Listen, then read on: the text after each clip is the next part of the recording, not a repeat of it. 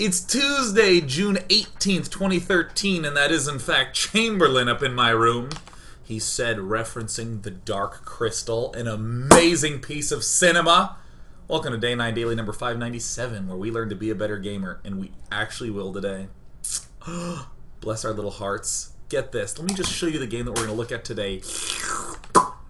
SOS versus Innovation from the WCS Grand Final. This is game number 1. I got the music on, baby. Ooh! Just going to wipe my saliva off. I'm in a good mood. Partly because I've just had a lot of caffeine, which elevates any mood naturally. Also partly because I told a whole bunch of cheesy jokes to the wonderful Megumi X Bear. And partly because of this upcoming daily that I'll be telling you about. However, some announcements first. This weekend, Friday, Saturday, Sunday, I'll be at the Red Bull Training Grounds doing some casting with some other people. I can't believe I'm blanking out on them. That I should know, but I'll be there. Casting some of the players who will be transitioning down to Anaheim. Notice how I use the StarCraft language to describe real life. To MLG Anaheim, where I will also be casting. So a whole lot of exciting stuff coming up. I'll be adding the Red Bull Training Land and MLG to the calendar over on Day 9 TV. So just go to day9.tv and do it. Also, if you go to day9.tv, I'm running a Photoshop contest of the best Photoshopped StarCraft cats. Some of the submissions are amazing. We'll do a little bit of that tomorrow, because today I'd like to focus on the game. The concept, the idea, that is Innovation's Terran vs. Protoss, a Hellbat Marauder style. That is not just about the composition, it's also about the build orders jumping into this composition. So in this daily, we're going to see a little bit, we're going to talk a little bit about why it works, the basic of the composition. We're going to, actually let me see if I can speed this up to a battle, so I can just show you right now. I'm going to be looking at why it works, what's so excellent about it. The music's so triumphant. In addition, we are going to be exploring some of the builds that you can do. I'm too focused on the music. That's not the right order. The order's wrong. Let me tell you what we're going to do in this daily. Talk about why the Hellbat Marauder style works so well. We're going to talk about techniques that we can do in the early and mid game to help out with our mid-late game composition of Hellion Marauder. We're going to look at the specific build orders, such as this brilliant one. We're going to talk about how to transition out of Hellbat Marauder, because Hellbat Marauder is great in the mid game, but it's not so great in the late game. And we're going to do something that I thought of literally like 5 minutes before the daily. The idea of, if we are concerned about a composition, how do we test versus said composition? So it looks like we're a little bit of ways away from the battle, so let me just know, why is this composition so good? In short, be very quiet, StarCraft. In short, Protosses nowadays are doing the everything tech. They're getting Charge and Blink and Storm and Colossus with range and Templar and Double Forge upgrades. And as a result, the primary unit that Protosses are relying on to stay alive is the Zealot. Everything that Protoss does is centered around the Zealot. I mean, think about that for a moment. Protosses get +1 armor. Why? Because it helps so much in Zealot versus Marine. The Zealot will have 2 armor, and with a Guardian Shield, it will only take 2 damage from an unupgraded Marine. 3 if it has +1 attack. So then our Zealots can keep us alive against the typically Marine-ish heavy forces of a Terran. However, we can see now how Hellbats work so well against that. The armor doesn't really matter. The Hellbat's doing 30 damage a shot. That gets dropped down to 29. Not particularly relevant. Also, we can upgrade the armor on the Hellbats, which means it reduces the damage by 2 from the Zealot. So we... blah, blah, blah. Sean says a bunch of math. Hellbats crush through the Zealots, allowing the rest of our forces to advance on through. In particular, I want to take a look at this composition here. This is game 1 between SOS and Innovation, and of course, if you want to check these finals out, just go to www.starcraft2.com/WCS. You can see the full VODs of all these games casted from the finals. But what we can see is Protosses are relying on things like Storm, high Zealot counts. Here's some more Zealots coming back. Not a lot of Colossus, not a lot of Stalkers, mainly Zealots, Stormers, with some Colossus support, and of course that infamous plus armor. So we can see exactly what's going to be so good about this engagement. Look at this, 22 Marauders, not a lot of Marines at all. In fact, in this battle, let me actually show you how many Marines there are. 14 Marines, and we have a hell of a lot more Marauders than that. I mean, I don't even... No one can count that high. I was like 22, I guess. 22, did I do it? Oh yeah, it's 22. Maths. And then of course we have these Hellbats in relatively high numbers. There's these two at the back, but I'll even discount those. Now traditionally, the problematic question for a Terran player in the mid-game is, do I get a lot of Vikings? Or do I get a lot of Ghosts? Because Vikings beat Colossus, and Ghosts beat High Templar. This style says, bring it on! As long as you don't have a lot of Colossi, I'll crush through this. And we'll just see that happen in action. Storms eats the Storm hard. Direct angle Storm. Everything has to get rearranged and pulled back.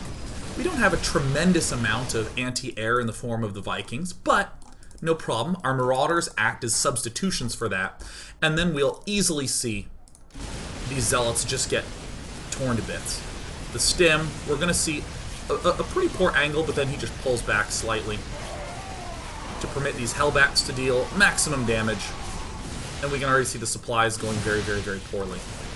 Marauder, Hellbat. It's very important that you note that the Marauder is what exploits the opening that the Hellbats provide. It's not just, no, the Hellbat is, and then he built it, and I dust and Browder. You know, like there needs to be a little bit more thought to it than that.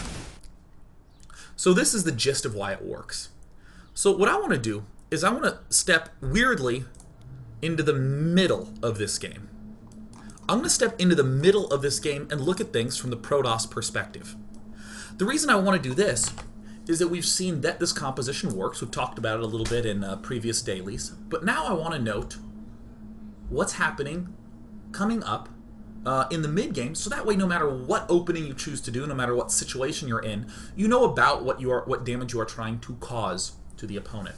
So first, let me actually cut farther ahead to the traditional Protoss look. This is how Protosses look, roughly, no matter how they open. They are staying low on gateways and gateway count. So as we can see, not a lot of gateway units. But in the Structures tab, it's the Structures where we see the Protoss. Ooh, +2. Ooh, Colossus coming up. Soon enough, range is going to be researched. Blink also coming up. And after Blink comes Charge because, you know, this is America, right? We get every upgrade we can. An expansion at 10 minutes? Pfft. SOS expanded at 9 minutes. It's halfway done by now. And this is the light on gateway units defense. So that by, let's actually go to 12 minutes. So that by 12 units, we have this sort of look from the Protossi player. We see that there's ground armor coming up, another Colossus. There's the Blink I promised would follow Charge. Oh yeah, range. Templar Archives. Geez, look at all that gas expenditure. What we're seeing come out of the Protoss army is, even though this army tab is a little deceptive, it looks like, wow, yeah, he's more gas than his opponent. I mean, functionally, there's one sentry. Let's look at what Innovation is going to do. He's going to perform drops that will force the opponent to build Zealots. As many drops as possible. These drops, if we actually look at the Units Lost tab, have not been doing damage. They don't wind up doing very good. Stalkers, not amazing against a Marauder Hellbat composition. Certainly way better than the Zealot, but, you know, so far so good. We're forcing him to warp in some of these zealots. I'm going to come back to this production tab. And this is, again, typical Protoss logic. Typical. Not building zealots, building gateways. And then, oh, building Templar with Storm. So we're going to see yet more drops come up. Increasingly aggressive drops. Now, these Hellbat drops are kind of nifty. Right, they look neat, but mainly Marine Marauder drops are what are really going to force a player to build a lot of zealots, which is part of the reason why I skipped over a lot of the early Hellbat drops. So something like this, look at that, morphing in all the zealots. Not only do we get the potential to get some free kills, not only can we maybe actually deal damage in here, but the number of zealots that's getting morphed in. We can actually look up here and see that SOS does have the gas to, you know, build Templar. But the instant a drop like this occurs that's threatening enough, zealots get the morph in.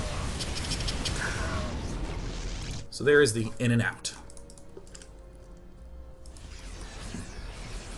And Protoss has almost pigeonholed themselves into one possible type of answer, with gas being spent on armor and weapons and storm and range and colossus and blink and charge, and with all these gateways up, really the only unit that you can rely on in large numbers is going to be the zealot as Protoss.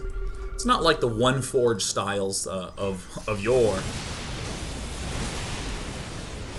These zealots are pretty much effectively dead meat. So what I want to do now is pull all the way back to the start, and we're actually going to take a look at Innovation's specific build. So we kind of know that this is good because we're going to strike Protoss when he's relying on some Templar and some Colossus and Zealots. It's normally Zealots, and that's it, right? It can't be Colossus and Templar, and Sentries and Stalkers. There's just not enough gas in the world for all that stuff. So we're trying to actually force him into building more Zealots. The Protoss player that deviates in too many directions, does too many tech paths, struggles a lot against this. With that said, we can always drop to force him to build more Zealots, which is great. It means our Hellbats will be stronger. Now we're going to see the specific opening that Innovation does in this game that I think is brilliant. Oh, God, this is brilliant. And we're just going to steal it.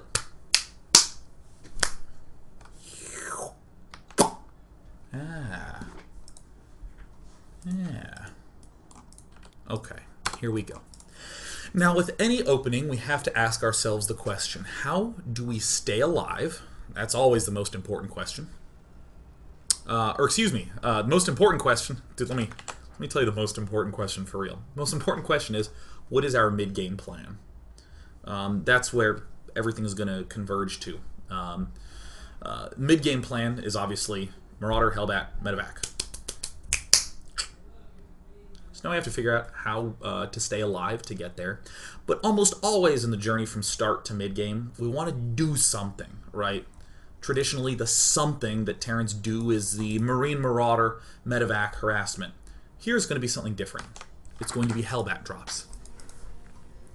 Again, Hellbat drops with the express goal of trying to make our opponent build either lots of Zealots or just have not a lot of gateways in general. And that seems kind of counterintuitive until you make the following statement. Innovation, his style, Marauder Hellbat, crushes a player that is Templar Colossus based. So Hellbat, Marauder, Colossus, HT, small gate count. Crushes it. And if we are making this gateway count lots of Zealots, we're in good shape. Sentries are amazing against this mix. Does change things quite a bit. But especially, I mean, if he's just low on gateway count in general, he's totally screwed. Now, I've been talking more about concepts and less about the build, but everything here is pretty straightforward. Barracks. Oh, scared me to death. frickin', God, never have your phone. Ever. Just throw that away. Amish style, no phone, churn your own butter, simpler life. But make sure that you catch on to this build, because it's good. Barracks and refinery, built generally on the same supply, like 12 barracks, 12 refinery. After this, we get the reactor add-on and the command center, so we have this period where we're going to be stockpiling quite a bit of money. This is, I would say, the most flexible, stable opening. This map, the Reaper is not particularly amazing at getting into the base, because this is really the only entrance, and this is the only real cliff that you can exploit. So it's not fantastic, but it is good at knowing if your opponent is expanding quickly or not. Innovation building supply depots at the front. He'll be building another supply depot here to construct a wall off. And now he knows, okay, Nexus first. I see it done already at 4 minutes. And the one benefit is it does beat this build, regardless of the map. Well, not just straight beats, but you know, you kill off some probes. You're getting the idea. So this is a usual transition that we see Innovation doing. Building a factory with his next monies. Building double marine. This is the transition to mines more often than not. 9 times out of 10 we see players go for mines here, so this is what Protoss will be expecting. We see SOS adjust his build according to this. Innovation is not rushing to get anything up. He's not like blasting everything out, which is very easy. I see this very common mistake out of players who are trying any new build at any level. They do things too quickly. Nice, gentle, slow pacing. So here the Marines are coming out. For instance, we have enough to build the geyser, but we're not rushing to get that geyser out as fast as possible. Waiting till reasonable times, factory halfway done, and that's when we build this refinery. And we'll notice we have these 2 Marines queued. We have this next SCV queued before we even build the refinery. That's why we slow down, so we don't end up missing any of our macro marks. And of course, we'll be following this up with a supply depot. I actually think he missed the depot. No. Oh god, I'm so dumb. The command center is the depot. Woo! Someone just fire me immediately. Let's get me off the casting job. So Innovation is relatively well defended at this point in time, with this double marine production, and of course given the fact that his Reaper has scouted exactly what is up. However, there still are some early threats that can come out of this. One thing that's very nice, notice many players autopilot and build a bunker here early. Innovation cutting that out, and notice how low his money is. Going straight into Armory, Starport, builds a single Widow Mine, very possible for some potential attacks to come early. And halts it around 6 to 8 Marines. This is a clever play by Innovation. This is to prevent any mothership core from getting into the base. Or here. This Reaper serves as the signal in case these Marines need to come back here. This and this are working together nicely. Even this Reaper here. Oh, okay, no mothership core. Just moved over here, haven't seen it yet, so I'm actually going to go to the Innovation cam. And then we see a pretty typical opening to go for the factory, the Hellbat and Medevac. Just a typical scout, seeing that double production. Alright, and cool. Getting the bunker up. 6 Marines pull all the way back here, because if a mothership core gets here, we can rush under and pick it off. So great. Just all the usual stuffs. And this I love, just getting stim right away. There's going to be a timing coming up much later in the game. Ordinarily what players are doing when they open up with this style of 1-1-1, where they get the the mines and the barracks making Marines and the starport, is they will delay tech labs and get stim and combat shield all at once. Not innovation in this style. This is guaranteed to keep the Protoss player back. There's some subtle things at work here with SOS's, with Innovation's build, and I actually am going to come back to 7 minutes to show them. One of the things to note is that Protoss is trying to rush down all the tech paths. The earlier you get a forge, the better your whole game is.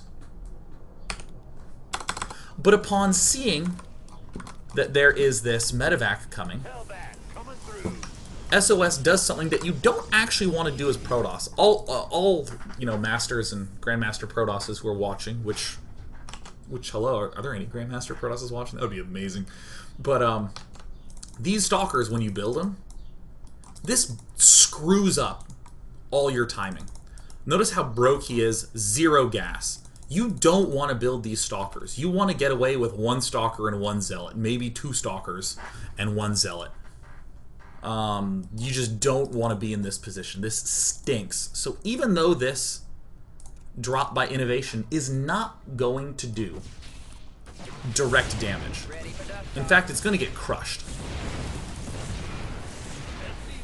The fact that stalkers were made means no additional gateways can really be made right now, which means our front is a lot safer.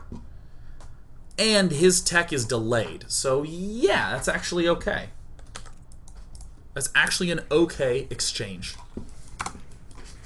Coming up, innovation is going to get a 3rd command center.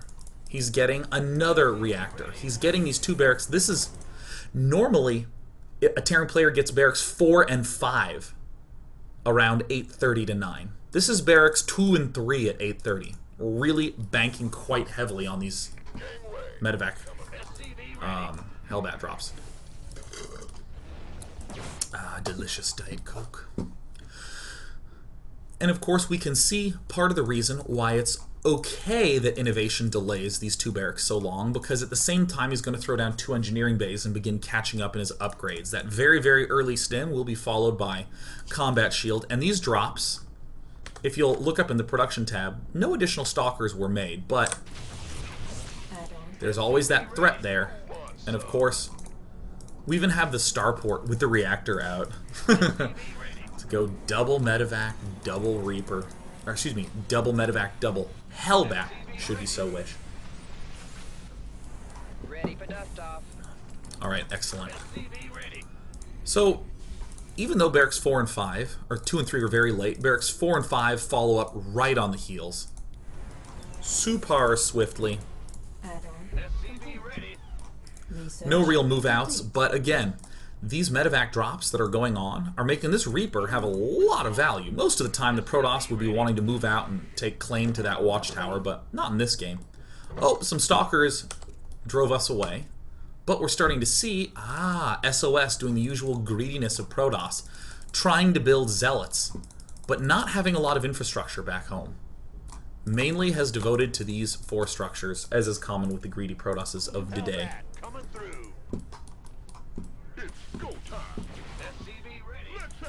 So, yeah, just more drops. I'll just note in the units lost tab, like, almost no damage. But keep an eye up on this production tab where you'll start to see more stalkers just get warped in. It's really, really nerve-wracking as Protoss. Oh, there's 2 stalkers getting morphed in. Now, a lot of people are noting that Blink Stalker Colossus is a good composition, and it is. It's actually quite good against what Innovation is doing. However, Innovation is actually, or SOS is actually going to be transitioning into Speed Zealot with High Templar Storm, as most Protosses do. So it's not even going to get the benefit from building those Blink Stalkers. And this is where Innovation truly shows his focus on the mid-game. He's getting another starport. Now, I'm just going to speed through this very quickly. We see all these barracks with Tech Lab. Factories has 4 Hellbats out, but once we have this 3rd command center down, this is a heavy mid-game force. Why are we building a 2nd starport here? Because we saw 2 key things. One was, where is it? The Colossus. But the other really important thing is that we saw a lot of stalkers, which means any big tech switch that SOS was planning to do has been delayed. Has been delayed quite a lot. This drop is going to be a dismal failure again. Look at the units lost tab. Very easy to think that, oh wow, yeah, boy, SOS is crushing, but SOS has had to morph in yet another round of stalkers, which just sucks! Ugh. So mega mid-game mode. Yeah, end of mega mid-game moan. A big mid-game moan from Innovation, who's deeply pleased at his own play. Why wouldn't you be? And then we have these sorts of pushes coming up. I will also note, it's not non-stop Viking production. It's largely medevacs that are being produced. Medevacs are much more important for this force to do well than the Viking. Mass Viking is something you do if you have mass Marines, not so much with this force. So now we have a traditional drop that does well. This drop doing much better than it ordinarily would do because, gosh, SOS built all those Stalkers early on. So SOS only has these 7 gateways. He doesn't have normally the 10 to 12 a Protoss would have by the 14-minute mark. That's what the Stalkers are causing. And because this is a very, very long part 1, I'm just going to go ahead and stop here. As is. Yeah. When we come back in part 2, we'll rewatch this final battle again, and then we're going to do a test that I have not planned in advance. I'm literally going to do it cold because it's something that a lot of players do frequently that some of you may not do frequently. The idea of using a unit tester. We'll be back in a sec with part 2.